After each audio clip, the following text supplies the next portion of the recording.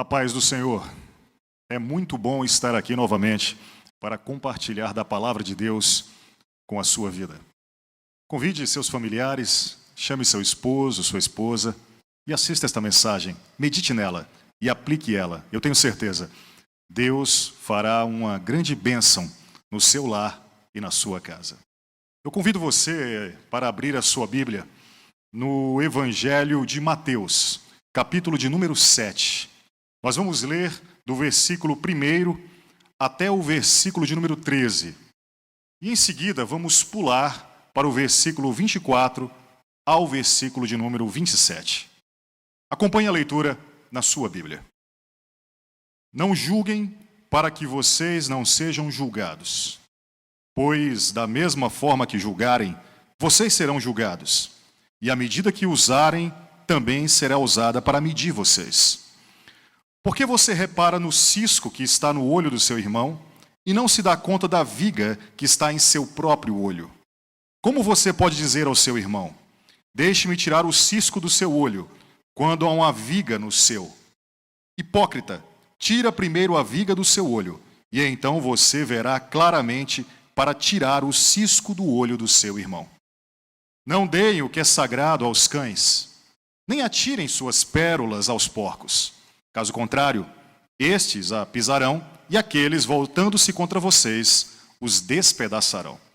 Peçam, e lhes será dado. Busquem, e encontrarão. Batam, e a porta lhes será aberta. Pois todo aquele que pede, recebe. O que busca, encontra. E aquele que bate, a porta será aberta.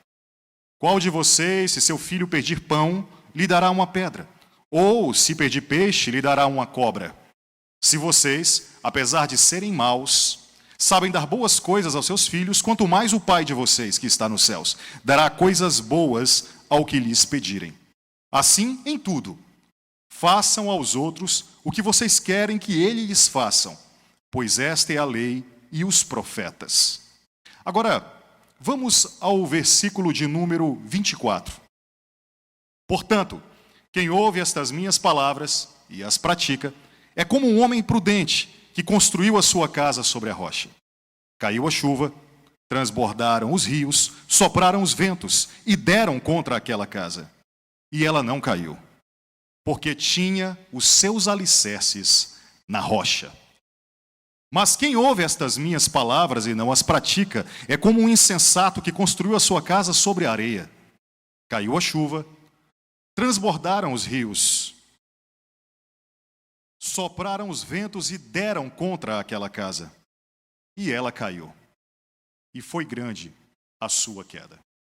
Eu queria meditar nesse dia sobre o seguinte tema: construindo um casamento na rocha. Construindo um casamento na rocha. Casamento não vem pronto. Casamento se constrói, e de preferência na rocha. O Senhor Jesus diz que construir uma casa na rocha é ouvir e praticar as suas palavras. Em várias passagens da Bíblia, você vê Jesus chamando a atenção dos seus ouvintes para ouvir o que o Espírito tem a dizer. Quem tem ouvidos, ouça. Então, em primeiro lugar, nós precisamos ouvir o que o Senhor tem a dizer. Mas não basta ouvir. É preciso praticar. Quando ele diz aqui no versículo 24, quem ouve estas minhas palavras e as pratica, ele está se referindo tudo aquilo que ele disse antes, no Sermão do Monte. Sermão do Monte este que vai do capítulo 5 do Evangelho de Mateus até este capítulo 7. Tudo que ele falou, tudo que ele aconselhou, tudo que ele disse, as suas palavras, quem as pratica é aquele que constrói a sua casa na rocha. Quem não as pratica, constrói ela na areia. Em geral, há ilustrações e desenhos que tentam representar esta questão da casa na rocha e da casa da areia, que não expressam o que ele está dizendo aqui. É muito comum você encontrar desenhos onde tem uma casa que visivelmente está construída numa rocha e uma casa que está construída numa areia. Mas não é isso que Jesus está dizendo aqui. O texto paralelo ao Evangelho de Mateus, que é o Evangelho de Lucas, explica melhor. Ele diz que o construtor prudente, sensato, aquele que pratica as palavras de Deus, é aquele que cavou fundo e encontrou rocha, e a partir dali estabeleceu os alicerces da sua casa. O insensato, o imprudente, é aquele que não se deu ao trabalho de cavar, não se deu ao trabalho de procurar um alicerce seguro sobre o qual construir a sua casa. E por isso ele construiu a casa sobre alicerces de areia. Quando vieram as chuvas, os ventos, a tempestade, sopraram com aquelas casas, aqui não tinha alicerces, na rocha caiu. A questão aqui é que você não tem uma casa aparentemente construída na rocha. Você olha para ela, você observa ela, e você não vê a rocha ali aos olhos nus. O alicerce está escondido debaixo da areia. As duas casas são praticamente idênticas. As duas casas são praticamente iguais. Aos olhos humanos, quem a ver não verá diferença alguma. Nós só saberemos se uma está construída na rocha ou não quando vier os tempos difíceis, quando vierem as crises, quando vierem os conflitos. Aí sim, o conflito, a tempestade, as turbulências mostrarão qual casa está construída realmente na rocha. A questão aqui é que o Sermão do Monte inteiro está falando de dois tipos de pessoas, ambas religiosas, ambas que frequentam a igreja, ambas que gostam da palavra de Deus. Porém, uma pratica a palavra, a outra não. Aparentemente, olhando assim de fora, elas são idênticas, não há diferenças. Apenas os seus profundos alicerces é que estão firmados na rocha para aquele que as pratica. Isso se aplica também a um casamento, porque esta seção do Sermão do Monte que nós lemos é uma seção que trata de relacionamentos. E é isso que nós vamos ver agora. Relacionamentos que tratam da aplicação da palavra de Deus. E não há relacionamento mais profundo do que um casamento. Jesus reservou esta seção do Sermão do Monte para falar sobre o relacionamento cristão, entre cristãos.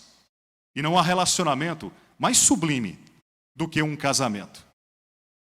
Deixe-me falar então aqui, a partir de agora, 3 lições que nós podemos obter deste texto sobre casamento, sobre relacionamento íntimo no casamento. As 3 lições basicamente são essas.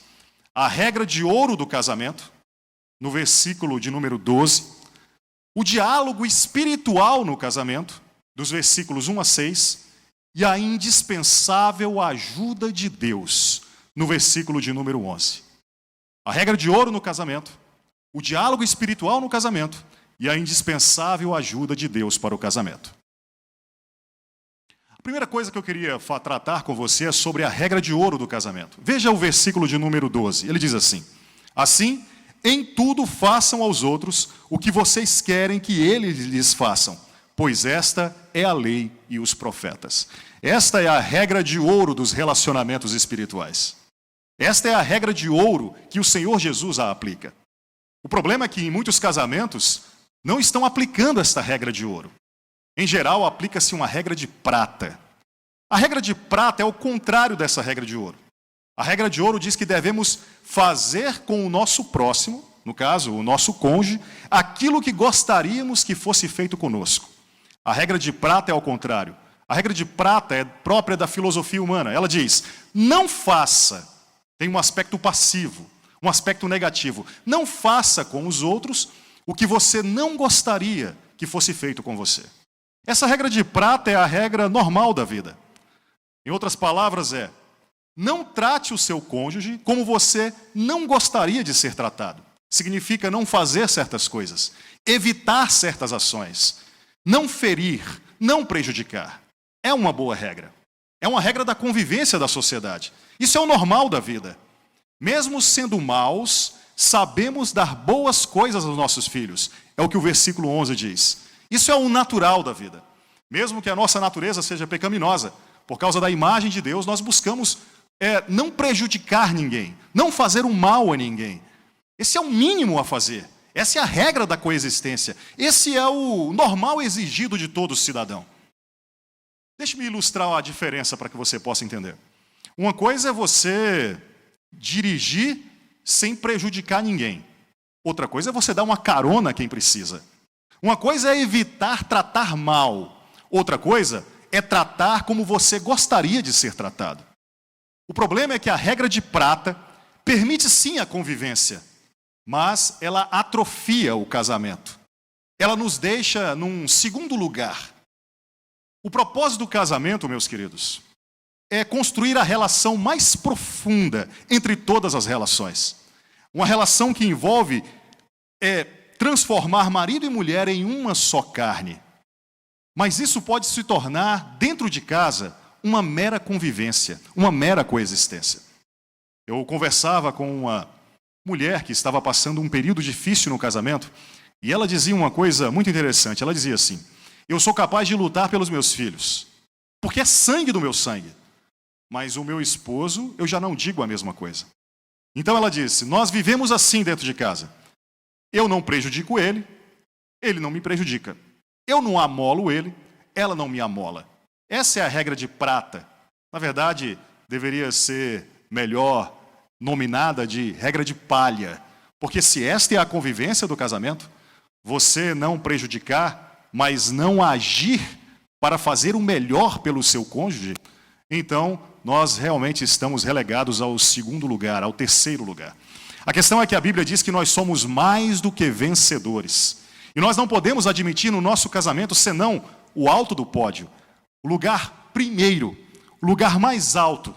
E é isto que o Senhor reservou para os casais. É isto que o Senhor reservou para aqueles que, em união, se juntaram, se uniram diante de Deus e diante dos homens, para expressar a relação mais linda de todas, o casamento. Mas como aplicar essa regra de ouro no nosso casamento? Talvez a grande questão seja essa. Nós sabemos qual ela é. Fazer com o nosso cônjuge aquilo que gostaríamos que fosse feito conosco. Só essa regra de ouro já resolveria 90% dos problemas e conflitos que temos dentro do lar. O problema é que, na hora de aplicar esta regra de ouro, nós geralmente queremos aplicar ela como se aplica todo o resto de regras, todo o resto de normas, através de uma aplicação mecânica e não espiritual. Só que nós precisamos do Espírito Santo. Aplicar essa regra de ouro sem o Espírito Santo é impossível. É por isso que, neste texto, e principalmente no texto paralelo em Lucas, capítulo 11, versículo 13, quando o Senhor está dizendo que, mesmo sendo maus, sabemos dar boas coisas aos nossos filhos, e se nós pedirmos a Ele, Ele nos dará o Espírito Santo. E o Senhor Jesus coloca este texto bem no meio deste Sermão do Monte, antes dele encerrar dizendo, para obedecermos às suas palavras e construirmos nossa casa na rocha. O que ele está dizendo aqui? É que para construir a nossa casa na rocha, para aplicar estas palavras, para cumprir as suas palavras, nós precisamos do Espírito Santo de Deus. Por isso, essa regra de ouro, ela não é aplicada mecanicamente. Veja, muitos vão dizer assim, não aplique a regra de ouro, ela é muito difícil. Trate seu cônjuge como ele gostaria de ser tratado. Eu entendo esta regra, eu entendo esta abordagem. Ela é boa, não é ruim. Você verifica o que o seu cônjuge gosta, você olha para o que ele deseja e você dá a ele, ou satisfaz ele, naquilo que ele almeja, naquilo que ele sonha, naquilo que ele espera. Porém, esta não é a regra bíblica. Muitos casais, muitos cônjuges podem sim fazer o que o seu cônjuge gosta de forma mecânica, mas não de coração. Faz apenas para agradarem, para criar um ambiente favorável, mas não porque de coração o estão amando, estão se dedicando a eles.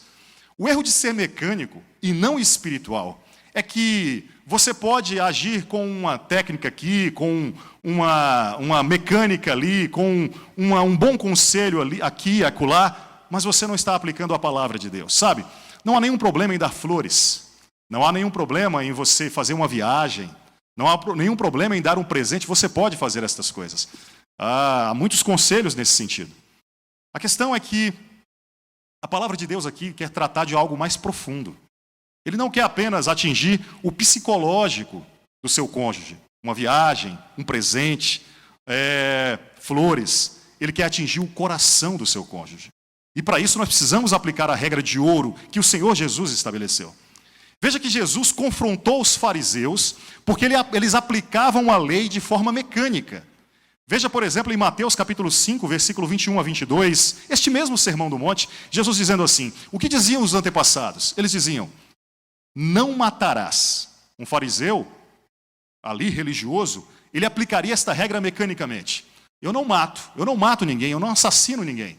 Porém, em seu coração, ele poderia nutrir uma mágoa, ele poderia nutrir uma raiva, ele poderia nutrir um rancor pelo seu próximo, até pelo seu cônjuge. Só que Jesus está dizendo: vejam, vocês no antepassado, os antepassados, os antigos diriam: não matarás. Eu, porém, vos digo, se você se encolerizar, se você ficar com raiva do seu próximo, você já é réu de juízo. Jesus também disse: os antigos diriam: não adulterarás. Eu, porém, vos digo, se você pensar ou cobiçar uma mulher, você já adulterou com ela. Veja que Jesus quer tratar das questões do coração, daquilo que é mais profundo em nós. Ele quer que essa regra de ouro seja aplicada do fundo da nossa alma. Ele quer que o nosso coração esteja devotado ao nosso cônjuge, ao nosso parceiro, ao nosso esposo, à nossa esposa. Agora, para aplicar essa regra de ouro não existem condições, não existem condicionantes. Você não pode dizer assim: se ele me respeitar, eu respeitarei. Se ele me amar, eu o amarei. Jesus também repreendeu aqueles que pensam assim. Ele, por exemplo, em Mateus capítulo 5, versículo 46, neste mesmo sermão, ele diz assim: se vocês amarem os que o amam, que recompensa receberão? Até os publicanos fazem isso. Por isso essa regra de ouro não é aplicável de forma condicional. Não há um se ele fizer, eu farei. Se ele ajudar, eu ajudarei. Se ele perdoar, eu perdoarei. Não. Você não precisa que ele ame para você amar. Você não precisa que ele perdoe para perdoar. Esta é a regra de ouro. Mas qual é então a grande dificuldade para aplicar esta regra de ouro? Nós não devemos aplicá-la mecanicamente, mas espiritualmente, pelo poder do Espírito Santo. Nós não podemos aplicá-la de forma condicional, dependendo do que o outro vai fazer por nós. Não, nós agimos em prol dele. Nós agimos para o benefício do nosso cônjuge. Nós agimos para o benefício da nossa esposa ou do nosso esposo. Porque esta é a regra de ouro. Faça com o outro o que você gostaria que fizesse com você. É mais ou menos assim. Pense profundamente naquilo que você gostaria. Você gostaria de ser respeitado? Então respeite. Você gostaria de ser amado? Então ame. Você gostaria de ser considerado? Então considere. Você gostaria de ser tratado bem? Então trate bem. O problema é que a dificuldade para aplicar esta regra de ouro no casamento é que nós temos um problema muito sério dentro do nosso coração. E nós precisamos entender. Quando Jesus fala dessa regra de ouro, no versículo de número 12, ele logo em seguida vai falar no versículo de número 13 sobre uma porta estreita e um caminho estreito. Uma porta larga e um caminho largo. E talvez essa seja a grande dificuldade para se aplicar esta regra de ouro. Em primeiro lugar, a dificuldade de aplicar essa regra de ouro é que muitas vezes você não sabe a porta em que você entrou e o caminho em que você entrou. Ou pelo menos não está lembrando dela. A Bíblia diz que esta porta é estreita e que este caminho é estreito. Porta estreita e apertado caminho, mas que leva à vida. E vida em abundância. Você precisa se lembrar que caminho você decidiu traçar. Você precisa se lembrar que porta você decidiu entrar. Aplicar e cumprir e praticar as palavras de Deus para que nós possamos construir o nosso casamento na rocha é andar por um caminho estreito. É entrar por uma porta estreita. Outra coisa, é seguir a condição de uma minoria e não da maioria. Veja que no versículo 13, Jesus diz que existe uma porta larga e um caminho largo. E a maioria entra por ela. E a maioria vai por ela. Uma minoria é que entra pela porta estreita, pelo caminho estreito.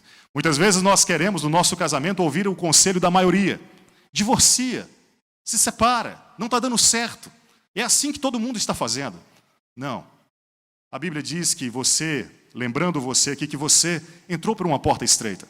Você trilha um caminho estreito. Você trilha o caminho da palavra de Deus. Um caminho que leva à vida. E esse caminho não é trilhado pela maioria. Dizem por aí que a voz do povo é a voz de Deus. Mas foi um povo, uma turba, uma multidão, que se voltando para Jesus disse, crucifica-o. E aquela não era a voz do Senhor.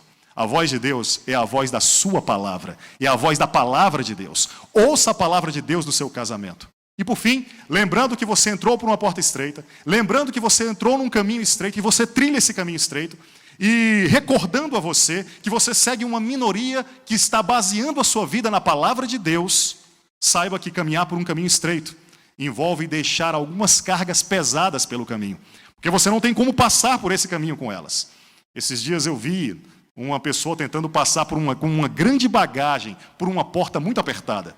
Ela teve que deixar a bagagem e passar ela sozinha. Existe uma bagagem no seu coração que nós trazemos conosco, que ela precisa ficar para trás para aplicar esta regra de ouro do casamento. E esta bagagem chama-se orgulho, ego. É este orgulho que te impede de aplicar esta regra com perfeição no seu casamento. É por isso que você não perdoa, é por isso que não se arrepende, é por isso que tem dificuldades em ter paciência, em ter longanimidade e perseverança, é por isso que há tanta dificuldade em aplicar esta regra de ouro no seu casamento. Lembre-se que ao trilhar este caminho do Senhor, você terá que deixar o seu eu para trás, terá que perder a sua vida para ganhá-la. Deixe o seu ego, deixe o seu orgulho, volte-se para o seu cônjuge e aplique esta regra de ouro no casamento. Faça com o seu cônjuge aquilo que você gostaria que fizesse consigo mesmo. Número 2, um diálogo espiritual dentro do casamento. Um diálogo espiritual dentro do casamento. Pelo menos há 3 tipos de diálogos que podemos ter dentro de um casamento. Conversas corriqueiras. Compre isso, compre aquilo, compre o feijão, compre o arroz. Como foi o seu dia? Você colocou o cão para fora? Você fechou a casa? São diálogos corriqueiros que podemos ter. Podemos ter diálogos importantes no casamento. Como estão as crianças? Nós devemos vender a casa? Nós devemos vender o lote? Devemos comprar uma casa, comprar o lote, um carro? Como está a economia? Como estão as finanças? Como está a nossa saúde? Esses são diálogos importantes. O problema é que está faltando um diálogo dentro do seu casamento. Um tipo de diálogo que os casamentos de crentes que estão baseados na palavra de Deus precisam. E é o diálogo espiritual. É um diálogo espiritual dentro do casamento. Sabe, você precisa falar do evangelho no seu casamento. Você precisa falar de santificação dentro do seu casamento. Você precisa falar de ira, a ira que às vezes você tem e que você dorme sem pedir perdão. E a palavra de Deus diz que você não pode deixar o sol se pôr sobre a vossa ira dentro dos seus relacionamentos, senão essa ira se torna um rancor, ela se torna uma nódoa pela semana inteira, prejudicando o seu relacionamento. Você tem que falar sobre inveja e ser tratado da inveja. Você tem que falar no seu casamento sobre rancor, sobre mágoa, sobre zanga, sobre impaciência, sobre cobiça, sobre vícios, sobre maus hábitos. Você tem que falar sobre humildade, você tem que falar sobre perseverança, você tem que falar sobre esperança, você tem que falar sobre fé, você tem que falar sobre submissão, a liderança do seu esposo, a submissão da sua mulher, sobre sacrifícios no casamento. Você tem que falar sobre arrependimento. Você tem que falar com a sua esposa sobre perdão. Você tem que falar com a sua esposa sobre confissão de pecados. Nós temos que olhar para a Bíblia e ter a Bíblia como modelo do nosso diálogo espiritual no casamento. Lembra da mulher de Provérbios 31? Um modelo para você que é esposa em casa. Você pode falar também sobre os frutos do Espírito. Alegria no Senhor, perseverança. Você pode falar sobre os casais da Bíblia. Você pode falar sobre Adão e Eva, que perderam a posse do paraíso, porque Eva, ao invés de, submetendo-se a Adão, levar a ele o conselho de Satanás para ver o que ele dizia, ela mesma resolveu decidir e fazer o que Satanás havia proposto a ela. Podemos falar sobre casais como Abraão e Rebeca, Abraão e Sara, que diante de uma crise decidiram fugir para o Egito. Podemos falar sobre casais como Isaac e Rebeca, que deram preferências para filhos diferentes. Você precisa conversar, ter uma conversa espiritual no casamento. Agora, essa conversa espiritual ela é dada no meio de conflitos. É em meio aos conflitos que você vai dialogar com seu esposo. É em meio a conflitos que você vai dialogar com a sua esposa. E, em geral, nós temos alguns tipos de reações aos conflitos. Nós podemos ter uma reação evasiva ao conflito. E essa reação evasiva, ela está baseada na ideia centrada na ideia do eu. Essa reação evasiva é a ideia de fugir do conflito, fugir do diálogo. Você foge do diálogo. Em geral, nós temos 3 tipos de reações aos conflitos no diálogo. Uma reação evasiva, uma reação combativa para a briga, para a discussão, e uma reação pacificadora. A reação evasiva é que você está centrado no eu. É uma fuga ou então uma negação. Você se volta para o seu cônjuge no meio do conflito e ao invés de ser um pacificador e estabelecer um diálogo espiritual, o que é que você faz? Você finge que o conflito não existe. Você está centrado no eu. Não, você diz assim, né, isso é coisa da sua cabeça, esse conflito não existe. Ou então você foge do diálogo. Vou assistir TV, vou para a internet, vou fazer uma caminhada. Há momentos que você precisa encarar o diálogo. Nós não somos amantes da paz. Nós não somos amantes de uma paz a qualquer custo. Uma paz que foge do diálogo. Uma paz que foge de uma conversa um pouco mais repreendedora. Que fugimos do diálogo. Ou que fingimos que um problema não existe em casa. Não. Nós somos pacificadores. A Bíblia diz, deste mesmo Sermão do Monte, em Mateus capítulo de número 5, versículo 9, que nós somos pacificadores. E por isso somos chamados filhos de Deus. Você, esposa, você, esposo em sua casa, você que serve ao Senhor, você é um pacificador no seu lar. Ao invés de ter uma resposta evasiva e de fugir do diálogo e de dizer que o problema não existe, pacifique o conflito dentro do seu lar. Tenha um diálogo pacificador, um diálogo resolutor de problemas. Seja um pacificador. Talvez você tenha que confrontar. Não há nenhum problema em confrontar. A palavra de Deus diz, em 2 Timóteo capítulo 3,16, que uma das suas funções é repreender, é ensinar, é instruir na justiça. Use a palavra de Deus. Hebreus capítulo 4, versículo 12, diz que a palavra de Deus penetra corações e pensamentos. Use a palavra de Deus no diálogo espiritual com seu esposo. Use a palavra de Deus no diálogo espiritual com a sua esposa. Pelo menos há 2 tipos de conflitos que você pode vivenciar no seu casamento. Mas também há 2 tipos de solução. Há conflitos por diferenças e há conflitos por pecados. Conflitos por diferenças são como aqueles conflitos entre Paulo e Barnabé para saber se João Marcos seguiria nas viagens missionárias. Não havia pecado nenhum ali, havia diferenças. Há diferenças entre você e seu cônjuge. Um quer dormir mais cedo, o outro quer dormir mais tarde. Um tem certas manias, outros não têm. Como é que se resolve conflitos com diferenças num diálogo espiritual? Com amor, com consideração, com paciência, com longanimidade. Agora, quando se trata de conflitos resultantes de pecado, conflitos resultantes de pecados do coração, inveja, ira, mágoas, ou conflitos resultantes de comportamento, como adultério, como brigas, é necessário arrependimento, é necessário perdão. Este é o diálogo espiritual na sua casa. Jesus, pelo menos, nos dá as 3 lições aqui sobre esse diálogo espiritual. Não seja crítico do seu cônjuge. É a primeira coisa que Jesus nos ensina. Veja o versículo 1 e 2. Ele diz assim: não julguem para que vocês não sejam julgados, pois da mesma forma que julgarem, vocês serão julgados, e a medida que usarem também será usada para medir vocês. Esse não julguem para que não sejam julgados, se trazermos para os dias de hoje, é isto. Não critique. Não critique o seu cônjuge, não julgue ele. Julgar é algo que está atribuído apenas ao Senhor. Você pode confrontar pela palavra. Você pode apresentar um modelo da palavra para que ele saiba se ele está correto ou não nas ações e pensamentos que ele está tendo. Mas não critique. Não revire os olhos em repreensão. Não passe a ideia de que você não está criticando, que não gosta das atitudes dele, que é um crítico dele, que é um acusador dele. Não critique o seu cônjuge. Não julgue o seu cônjuge. Essa é a primeira palavra do nosso Senhor Jesus. Porque na crítica, em geral, pode acontecer uma resposta combativa. Ao invés de você estabelecer um diálogo com amor, você gera ainda mais conflito. E a resposta combativa, diferente da evasiva, está centrada no você. Você é o culpado, você é o problema, você que causou isso. Isso só gera mais discussão, isso só gera mais conflito, isso só gera mais rancor. Não tem uma resposta combativa. Não trate o seu casamento com críticas. O objetivo da crítica e da resposta combativa, muitas vezes, é vencer a discussão, vencer a briga. Mas nós não fomos chamados para vencer uma discussão. Nós não fomos chamados para vencer uma briga. Nós não fomos chamados nem para respostas evasivas, nem fugir do diálogo. Nós não fomos chamados também nem para combater com respostas combativas, para criar mais briga. O objetivo não é nem fugir, nem brigar, mas sim fazer o seu esposo enxergar melhor. É isso que Jesus vai dizer aqui. Ele vai dizer que nós devemos ajudar nosso cônjuge a ver melhor. Olha o que ele vai dizer, por exemplo, no versículo 3.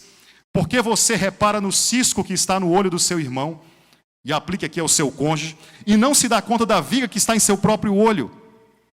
Como você pode dizer ao seu irmão, deixe-me tirar o cisco do seu olho quando há uma viga no seu? Hipócrita, tira primeiro a viga do seu olho, e então você verá claramente para tirar o cisco do olho do seu irmão. Esse diálogo que o Senhor Jesus diz aqui não é que você não possa tirar o cisco do olho da pessoa que está ao seu lado, do seu esposo, da sua esposa. Você deve tirar, para ajudá-la a enxergar melhor. O que você tem que fazer primeiro é tirar a trava do seu. Você primeiro tem que enxergar melhor. Primeiro você tem que dizer, eu me arrependo. Olha, querida, eu cometi este pecado, eu fiz isto, eu me zanguei de forma indevida, eu quero me arrepender. Eu quero pedir perdão a você, mas quero dizer para você que você precisa ser mais paciente. Sabe, você pode dizer, querida, olha, eu fui muito impaciente naquele momento, mas eu peço a você que você seja mais perseverante comigo. Sabe, você precisa olhar para si mesmo. Antes de confrontar com a palavra de Deus, considere, neste caso, a viga que está no seu olho. Olhe para o seu olho, veja o que está nele. E antes de você tirar o cisco do olho do seu cônjuge. Mas preste atenção aqui numa coisa muito importante. Às vezes, antes de nós começarmos um diálogo espiritual, nós precisamos avaliar os ânimos. E às vezes os ânimos estão exaltados. Os ânimos precisam ser considerados. Jesus, quando esteve com Pilatos, agiu de uma forma diferente quando ele esteve com Herodes. Na conversa com Herodes, que queria apenas desprezar a palavra de Deus, que queria apenas brigar com Jesus, desprezá-lo, Jesus se manteve calado. Com relação a Pilatos, que estava interessado em ouvir Jesus, Jesus dialogou com ele. Antes de nós iniciarmos um diálogo espiritual, precisamos ver se os ânimos estão exaltados. Às vezes é preciso se calar. Veja o que Jesus diz, por exemplo, no versículo de número 6. Não deem o que é sagrado aos cães, nem atirem suas pérolas aos porcos. Caso contrário, estes a pisarão e aqueles, voltando-se contra vocês, a despedaçarão. Aqui há duas situações. Tem o espírito de porco e tem o espírito de cão. E às vezes isso mostra certos ânimos em que no nosso relacionamento um determinado conflito está vivenciando. Espírito de porco aqui, ou a ideia de porco pisando as pérolas que são atiradas para ele, é aquele ânimo de desprezo. Você começa a falar a palavra de Deus para sua esposa ou para o seu esposo e ele despreza ela, o ânimo não está bom. Ou então, o ânimo está tão acirrado que ao invés de desprezar, há um combate. É por isso que Jesus diz que os cães que veem que não é comida, avançam, atacam. Se você está se relacionando num momento, numa experiência de conflito, e a pessoa ao seu redor, à sua vista, diante de você, o seu esposo, a sua esposa, está tratando como Herodes tratou Jesus, com desprezo, com uma fuga, é melhor se calar. Há hora de se calar e há hora de falar. Haverá um momento de você voltar para o diálogo. Se o ânimo está acirrado e aquilo pode gerar uma discussão ainda maior, é hora de se calar também. A atitude de raiva do cão e a atitude de desprezo do porco, você precisa considerar. Você não pode entrar num diálogo espiritual nessas situações. Há um momento para se calar, mas há um momento para falar. Procure depois santificar o seu esposo ou a sua esposa pelo diálogo espiritual. E há uma importância muito grande aqui em tirar o cisco do olho dele. Veja que a importância do olho na vida espiritual é fundamental. A Bíblia diz em Efésios 1,18 que os olhos do nosso entendimento foram iluminados. O olho é a parte mais sensível do nosso corpo. O olho é o órgão mais sensível do nosso corpo. Por isso, seja bíblico no seu diálogo, seja bíblico na sua conversa, mas seja amável, seja tratável, seja delicado.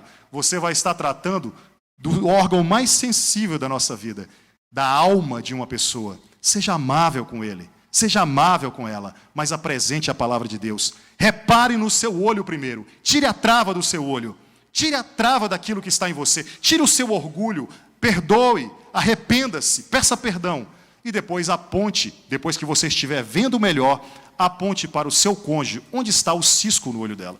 Isso vai gerar crescimento, isso vai gerar amadurecimento espiritual. Faça um autoexame primeiro da sua vida, depois examine a vida do seu cônjuge. E por fim, eu quero dizer para você que todas estas palavras, sem a ajuda de Deus, é o mesmo que nada. Você precisa da ajuda do Senhor. a indispensável ajuda de Deus. Veja o que é dito no versículo 7 a 11. Peçam e lhes será dado. Busquem e encontrarão. Batam, a porta e lhes será aberta. Pois todo aquele que pede recebe, o que busca encontra, e aquele que bate, a porta será aberta. Qual de vocês, se seu filho pedir-lhe um pão, lhe dará uma pedra? Ou se pedir um peixe, lhe dará uma cobra? Se você, apesar de ser mau, sabe dar boas coisas a seus filhos, quanto mais o Pai de vocês lhe dará o Espírito Santo àqueles que lhe pedirem. Você precisa orar. Jesus está falando aqui sobre oração. Para aplicar a palavra de Deus, isso que foi falado aqui no seu casamento, você precisa ser insistente em oração. Você precisa bater, você precisa pedir, você precisa buscar, e vai ser dado a você. Vai ser dado ao Espírito, o Espírito Santo de Deus será dado a você, para que você possa cumprir estas palavras. Mesmo sendo maus, sabemos dar boas coisas aos nossos filhos, é o que Jesus diz. Sabe, nós temos esforços nossos, que são bons em si mesmos, mas lá no fundo do nosso coração, há uma natureza pecaminosa, que precisa ser restaurada pelo Espírito de Deus. Ore ao Senhor. Você precisa de Deus no seu casamento. Busque a Ele e Deus vai responder. Construa o seu casamento na rocha. Virão conflitos, virão tempestades, virão turbulências, mas o seu casamento não vai cair, porque ele foi construído na rocha. Deus abençoe sua vida no nome de Jesus. Deus abençoe grandemente o seu lar e o seu casamento.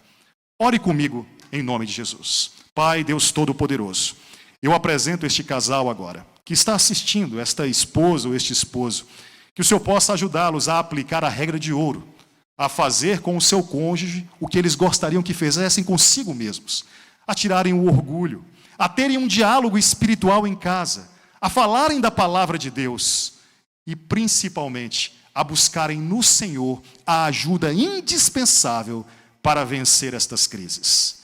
E assim eu te peço, abençoe esta família em nome de Jesus. Amém. Que Deus abençoe o seu lar e a sua vida em nome de Jesus.